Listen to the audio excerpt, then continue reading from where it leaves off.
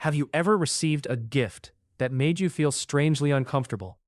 Not because the gift was bad, not because the person was obviously being rude, but because something about it felt heavy. Like the gift was not just a gift. It came with a feeling, a silent expectation, a tiny invisible contract you never remember signing. And this is where many people get trapped, because we are taught that rejecting a gift is rude. We are taught to smile, say thank you, and appreciate the gesture. But in psychology, gifts are not always just objects. Sometimes a gift is affection. Sometimes it is gratitude. Before we start, this does not mean every generous person has bad intentions. Healthy people give without keeping score. They do not use kindness as a weapon. They do not remind you of what they did every time you say no. They do not make you feel owned just because they helped you once. But unhealthy people often give in a way that creates pressure. The gift looks kind on the outside, but underneath, it carries a hidden message. You owe me now. You should trust me now. You should forgive me now. You should give me access now. That is why the real question is not always, what did they give me? The better question is, what does accepting this gift allow them to expect from me? Because the most dangerous gifts are rarely dangerous because of the object itself. They are dangerous because of the pattern attached to them. Number 1. The gift that replaces an apology. This is the gift that arrives after someone hurts you. They disrespect you, they betray your trust, they cross a boundary, they embarrass you, they lie, and instead of having the uncomfortable conversation, they bring you something. Flowers, food, a nice item, a thoughtful surprise, and suddenly, the emotional weight of what they did gets buried under the pressure to be grateful. This is one of the oldest emotional tricks. Not always conscious, but still powerful. Because now the focus shifts. Instead of them having to answer for their behavior, you feel pressured to respond to the gift. You start thinking, maybe they do care. Maybe I'm being too harsh. Maybe this is their way of saying sorry. But here is the pattern to watch. A real apology repairs the damage. A manipulative gift distracts you from the damage. There is a huge difference between repair and distraction. Repair sounds like, I hurt you. I understand why that was wrong. I will change this behavior. Distraction sounds like, look what I got you. Why are you still upset? I was only trying to do something nice. If someone gives you a gift after hurting you, but they never name what they did, never take responsibility, and never change the behavior, the gift is not repair. It is a reset button. And if you accept it too quickly, they learn something about you. They learn that your pain can be quieted without accountability. So the rule is simple. Do not let a gift end a conversation that still needs to happen. You can say, thank you, but I still want to talk about what happened. That one sentence reveals everything. A healthy person will understand. A controlling person will get offended that the gift did not work. Number 2. The gift that creates invisible debt. This is the gift that makes you feel like you now owe the person. And this is not always about the price. Sometimes a small gift can create a huge emotional debt if it comes from the wrong person. They help you once, then remind you 10 times. They buy something for you, then act entitled to your time. They do you a favor, then expect loyalty. They say things like, after everything I've done for you, I thought you would be more grateful. I was there for you when nobody else was. This is where generosity turns into emotional bookkeeping. The gift was not given freely. It was entered into a private ledger. And the dangerous part is that you never agreed to the terms. You thought you were accepting kindness.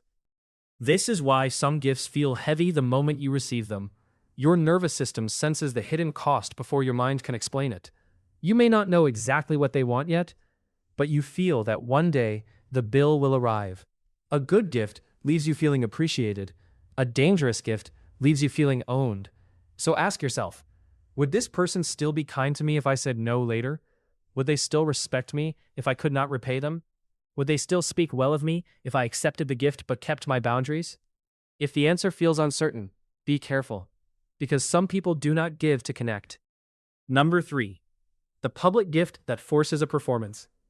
This is the gift given in front of friends, family, coworkers, or an audience. Now, public gifts are not automatically bad. Some people genuinely love big gestures. But the red flag is when the gift seems designed to trap you into a reaction.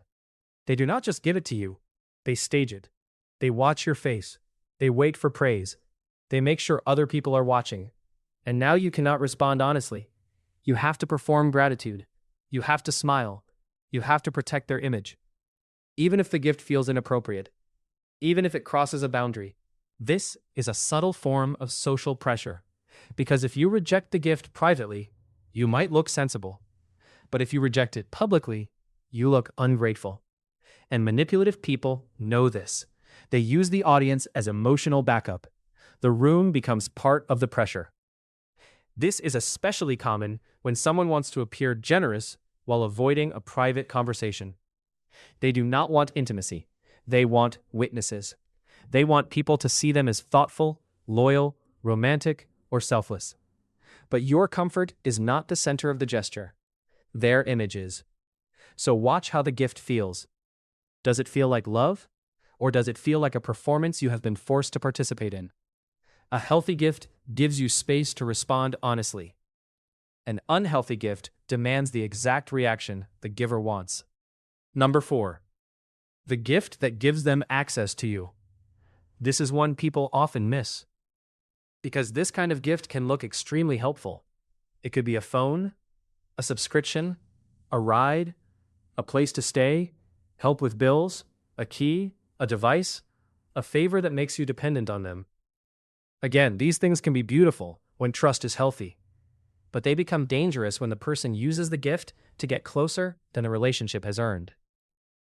They buy you something, then expect constant replies. They help you financially, then want control over your choices. They give you a lift, then act like they own your time. They offer support, then start asking where you are, who you are with, and why you did not answer. The gift becomes a bridge into your private life. And once they are inside, they start acting like access is a right. This is how control often enters quietly, not through aggression at first, through usefulness, through convenience, through the sentence, "I'm only trying to help." But help becomes control when you are no longer free to say no. The question is not only, is this gift useful? The better question is, what access does this gift give them? Because some people do not want to support you. They want a doorway into your life. And once they have that doorway, they make you feel guilty for closing it. So be careful with gifts that create dependency too early, especially from people who have not yet proven they respect your boundaries. Number 5.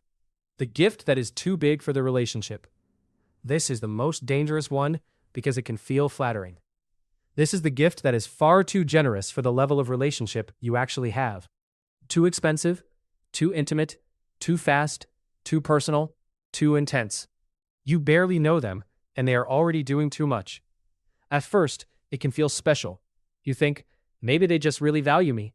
Maybe they are different. Maybe I have finally met someone generous. But sometimes, an oversized gift is not generosity. It is acceleration. It pushes the relationship forward before trust has had time to grow naturally. This is common in love bombing, intense friendships, toxic work dynamics, and people who want fast emotional loyalty. They overwhelm you with giving so you feel chosen. But underneath that, there may be pressure. Pressure to respond, pressure to trust them, pressure to open up, pressure to ignore your own pace. The gift makes you feel like the relationship is deeper than it really is, and that is the trap. Because when someone gives too much too soon, it can confuse your boundaries. You start feeling guilty for being cautious. You start feeling cold for needing space. You start feeling like you owe them closeness just because they offered intensity. But healthy connection does not rush your nervous system. So if a gift feels bigger than the relationship, pause. You do not have to accuse them. You do not have to reject them harshly. You can simply slow the pace. You can say, "That is very kind, but I'm not comfortable accepting something that big." Their reaction will reveal the truth. If they respect your boundary, the gift was probably genuine. If they get angry, guilt trip you, or act wounded, then the gift was never free. It was bait. Because a person who gives freely does not punish you for having limits. But a person who gives to control you will often panic when the control does not work. So here is the real lesson. The gift itself is rarely the problem. The pattern around the gift is what matters. Look at the timing. Look at the pressure. Look at what happens when you say no. Look at whether the person gives freely, or whether they give with invisible strings attached. Because healthy generosity feels light. It does not demand silence.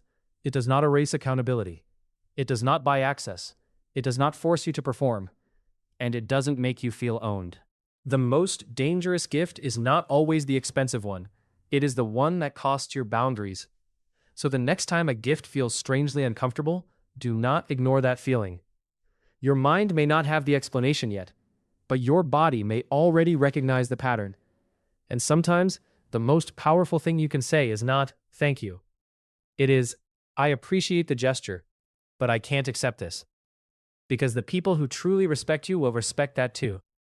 But the people who are trying to control you will reveal themselves the moment the gift does not work.